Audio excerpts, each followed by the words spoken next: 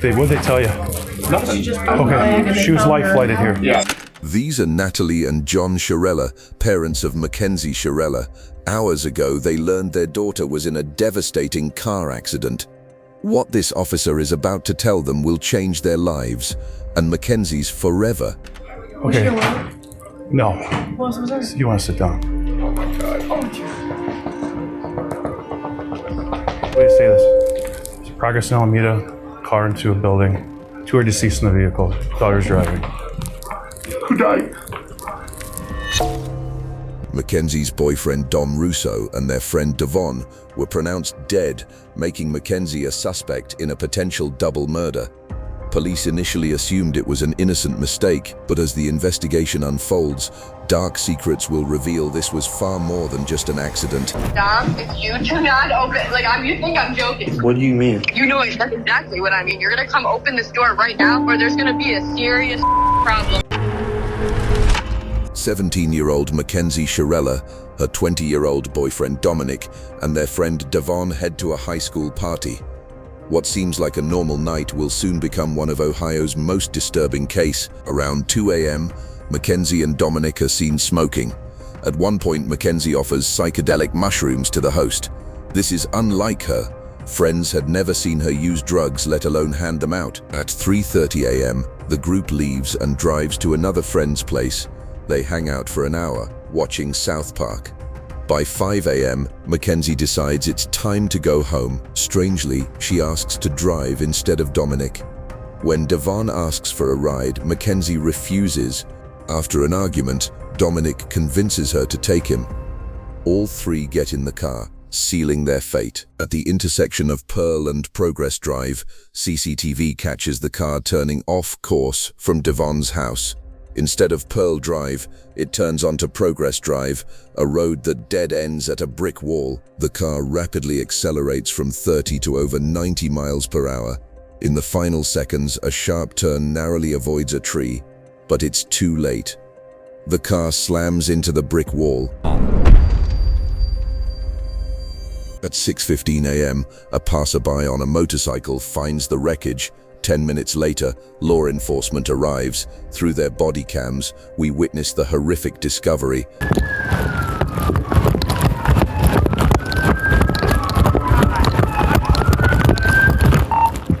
No one's breathing. Bust that window out. All right. Oh my God. Who can hear my voice? Who's in here? Drivers.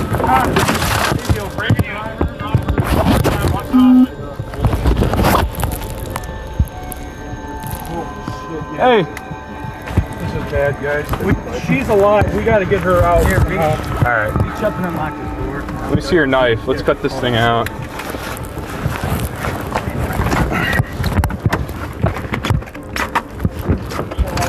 you go.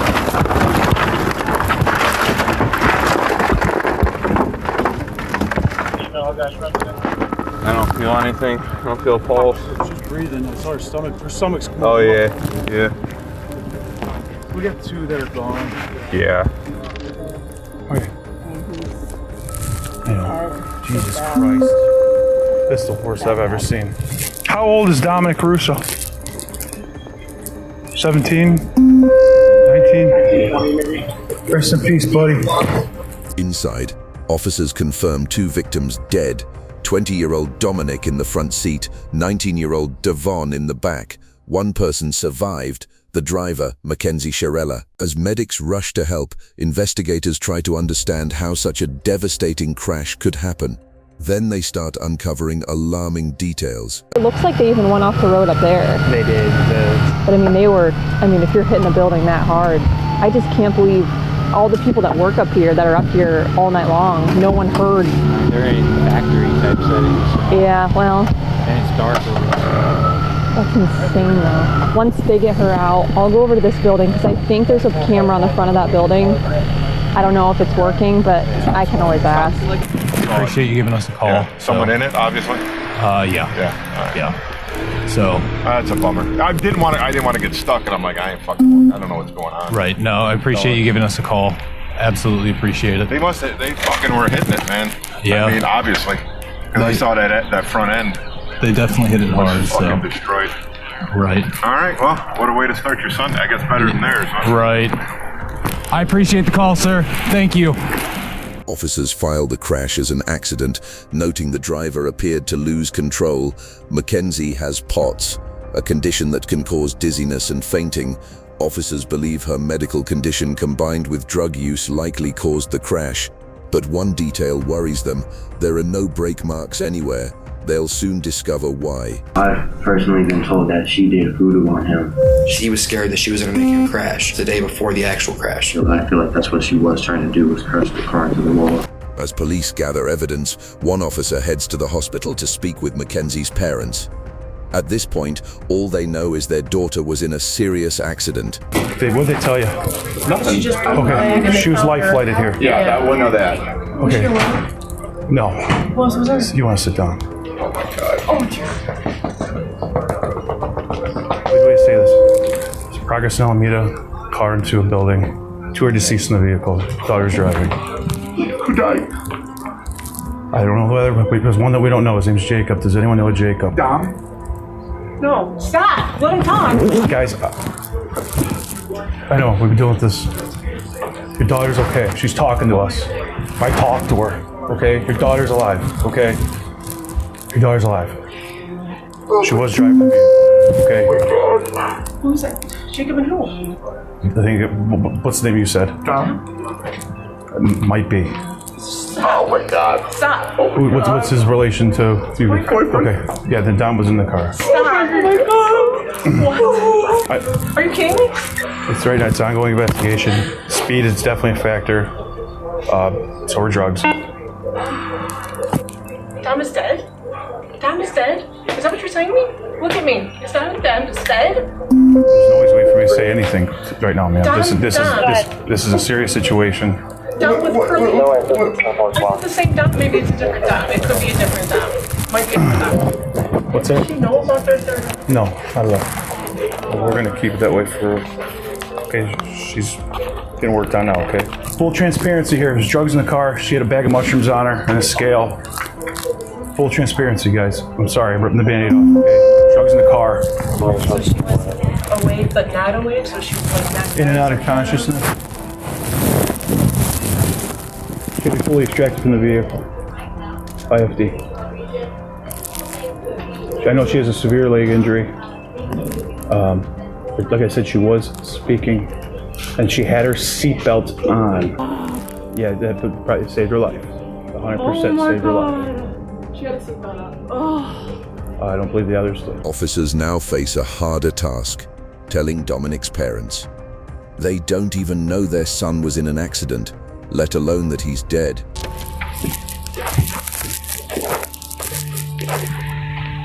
Hi, Christine. Hey, can I talk to you real quick? Yeah. Okay, there was an incident that we believe Dominic may be involved. What? Both Davion and Dominic are deceased. Oh God! Yeah. Oh God! Christine, oh Christine, God! Just sit down. Oh God! Just sit down. Oh my God!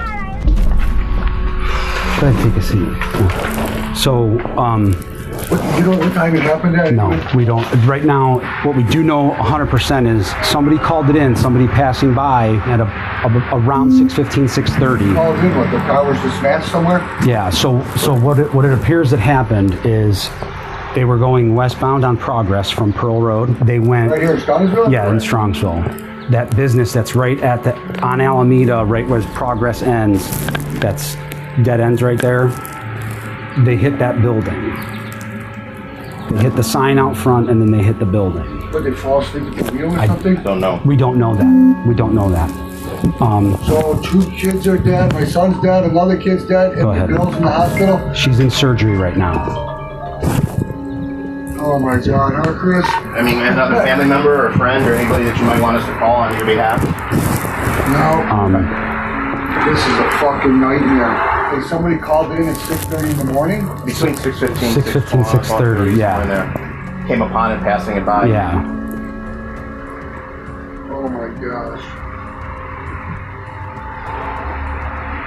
This is fucking horrible. She was in her car? It was in Mackenzie's car, yeah. Yeah. Oh my gosh. Is she make it or you guys don't know? We right now we don't know. She's in surgery right now, so we don't know. So, what a fucking nightmare. 3 weeks pass. Mackenzie recovers in the hospital and eventually returns to normal life. The community mourns Dominic and Davon, expressing sympathy for Mackenzie, who just lost her boyfriend and close friend.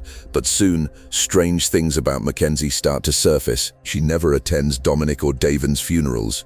On social media, she brags about drug use, claiming she can do more drugs than anyone and still live. On October 31st, 2022, at her first party since the crash, her costume is a detailed corpse with fake blood. Her parents even defend the outfit, saying she deserved some fun. There's also a mysterious source of income. Mackenzie is spending thousands on designer clothing and openly bragging about it online.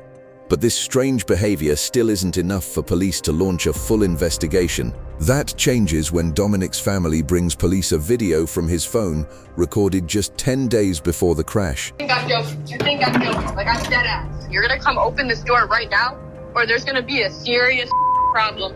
It's a short snippet from a 15-minute video where Mackenzie clearly and continuously threatens Dominic. Dominic's family also shows text messages where she threatened to kill him. This is enough to reopen the case, now as a planned double homicide. Officers first bring in Tyler, Mackenzie's ex-boyfriend. His account only deepens their concerns. You understand, you're not under arrest. Yeah. You walk out anytime you want. We have approximately 10 questions that we wanted to ask you. How long were you guys in a relationship, you and her? Well, we were all friends in a friend group at first. I ended up dating her for a little bit, like probably over the summer. I was only dating her for probably like a month and a half or like 2 months. And then me and Dom found out that she was cheating on us basically, but it wasn't like anything official, so it wasn't no hard feelings like with whatever happened. I just kind of was like, after me and Dom found out about that, we didn't have no problems with each other and nothing, but like they were on and off, and I kept on talking to her still while they were on and off because we were all still in the friend group and stuff. So, and then we kind of just like stopped being intimate, you know what I'm saying? We were just friends. So describe the relationship. What was it? What was she like as your girlfriend? Like, I didn't really have much with her relationship wise because we didn't date that long, but like friend wise, like she was crazy. Like she like mentally just not all there? I mean, yeah, I don't think she's just mentally all there. Like I personally feel like she was trying to kill herself in that crash, and she failed on doing so. Why did Dom put up with this? Do you know? I've personally been told that she did voodoo on him. She has told people that she's put a spell on him so that he couldn't break up with her, that she had like grabbed a piece of his hair, and that she had a doll in her room for Dom, and that she had literally put a spell on him, is what she would tell everyone. And like she truly believed in that kind of stuff. And she also uses the pendulum, I know too, to try to get answers. She tries to use it now to talk to Dom. Do you think Mackenzie has it in her to drive a car into a wall? I mean, if you guys speculate that she did it on purpose, do you think she has it in her? I feel like if she thinks that she can just drive the car into the wall and not feel nothing, you know, like I feel like the only reason she survived is because of how small she is. Like, I feel like she got insanely lucky, but at the same time not lucky to have survived that, because it's like she killed 2 people. If that was what she was trying to do, but it's like I feel like that's what she was trying to do, was crash the car into the wall. A darker picture of Mackenzie's actions emerges. 2 friends from the party come forward, claiming they have evidence proving the crash was no accident. Going down Progress Drive, and then you know how there was like tire tracks before it, like on that side grass. So that's the sign. That's when it hits the sign. And then that's where she curved exactly right on. Gotcha. Missed those 2 rocks and went right into the sign, the side of it. She went right into that wall. Right. No, so you can see like the hard braking was right at the wall, and then her high speed was after the hard braking. Was 90 miles per hour. It looks like the person in the front seat tried to turn the wheel because of the fact they were going to go straight into a wall. And it doesn't say she heart broke once. It was 90 miles per hour down that whole road. And I also think because of Kenzie's and Dominic's history, that they were fighting. I think Davion went on his phone to distract himself from the fighting. Although they were on drugs, they can also still be fighting with being on drugs. The statements are concerning, but investigators still lack concrete evidence of Mackenzie's intent. That changes during an interview with Dominic's brother. And that anytime Dom would kind of want to break up with her, she kind of would go crazy. Describe crazy, like what kind of crazy? Like there is times where she called Dom and said, if you break up with me, I'm going to word for word. There was an instance literally a couple days before the crash that she was hitting him on the highway while driving, and he had to pull his car over on the side of the highway, not in a very safe parking spot either, and have somebody else come pick them up and drive the car home because he was scared that she was going to make him crash. And that was just prior to the day before the actual crash. You're going 94 miles an hour, you don't have a very fast car to begin with, you were stomping that gas pretty much that whole entire time. There's no brake marks on the street at all. Even before the hit, you would think that some type of instinct would kick in and slam on the brakes. But to my knowledge, she went straight into it. Off of what I know and off my assumptions, Dom tried to break up with her multiple times, even in July. They kept not like working out, whatever. They kept making back up. Kenzie's known to be the kind of person that she's let us know she will never let go of Dom. And if she has to let go of Dom, she will not go on living herself. She's pretty much let that be known. Mackenzie's actions after the crash also concern police. On August 6th, just a week after the crash, police are called to Mackenzie's house by her father. He makes concerning statements. There's no footage, but the responding officer later recounts the strange incident. Sarge, I want to ask you first about August 6th. If you recall, that's the day you guys were dispatched to Mackenzie Shirilla's room. Can you tell me about that day? So we were dispatched up to the room for a disturbance. Once we arrived up on the room, she was upset with her dad. We asked the dad to step out, and we're trying to calm him down, and he's like, you guys probably know who I am. At one point in the conversation, he's like, I feel like my daughter needs a psych evaluation. And he's like, because she's not, thinking clearly, and word for word what he said, I don't recall every word that he said. He was pretty hysterical, he was pretty upset. She was upset with her dad because she wanted to leave to go to the funerals. Mackenzie is deeply upset with her father, despite creating a shrine for Dominic, posting on his Facebook memorial, and wearing his clothes. Her father won't let her attend Dominic's funeral. She appears to be mourning his death, but around this time, police gain access to her phone. What they find doesn't just explain her mysterious income, it hints at something far more disturbing. After decrypting Mackenzie's phone, investigators find photos of her with large sums of cash despite having no job. They also find fake IDs. Most concerning, a Snapchat from July 22nd, 2022, where she quotes $1,000 for pictures and $2,500 for an in-person meeting to do anything you want. Her phone also reveals reckless driving videos, speeding, smoking marijuana behind the wheel, crashing during practice runs, and letting go of the wheel, bragging about reckless driving. In November, detectives discover evidence beyond reasonable doubt. After analyzing Mackenzie's phone location data, they retrace her movements before the crash. They make a dark discovery. Just days before the incident, Mackenzie drove down the exact same road 7 times, heading straight toward the same brick wall. She practiced the route.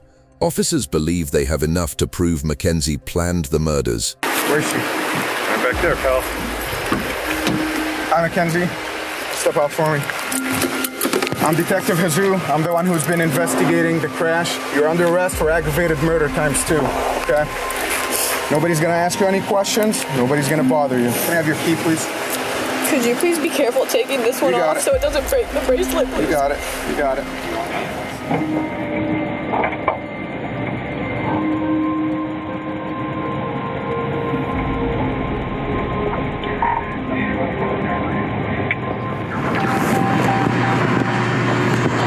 Recording. Mounted. Wi-Fi connected.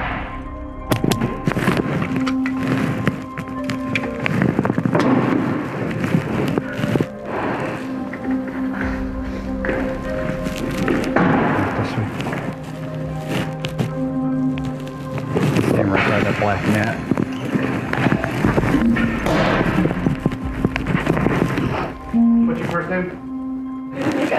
Okay, Mackenzie, I'm gonna take your handcuffs off. I need like all the jewelry and everything to come off, okay? I can't wear any of it. No, I need you to take it off while you're in the jail right now. Mackenzie's parents find out about her arrest and rush to the police station, desperately confronting officers, but it's too late. I need to speak to my daughter because you guys aren't allowed to speak to her at all. That's from the lawyer. How you guys did this on the weekend is just, well, all you have to do is go, hey, there's a warrant for her. We would have brought her right down here with no problem. Unbelievable. I mean, she's 18. So the warrant was issued today, so Well, you could have made a phone call, couldn't you? You had your creeper out in front of my yard watching. So, she can't take any, she's an adult, she can't take any phone calls right now. Okay, well, I still need to speak to my daughter so she understands whatever, not to say anything to you guys. I mean, if you had to roll out the whole mess to pick up an 18-year-old girl who can hardly walk out of a hospital visit, it's just beyond me. So we follow the law, and that's what we're doing today?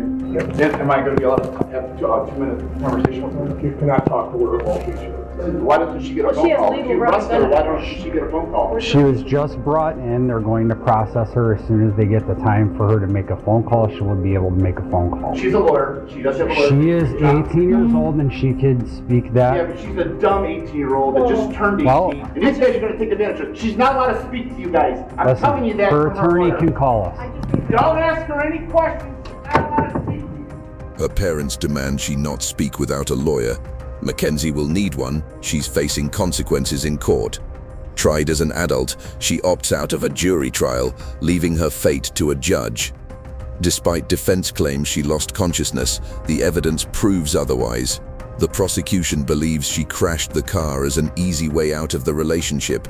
Finds the defendant, Mackenzie Shirilla, guilty of aggravated vehicular homicide with Dominic Russo in violation of Ohio Revised Code Section 2903.06A2A as charged in Count 9.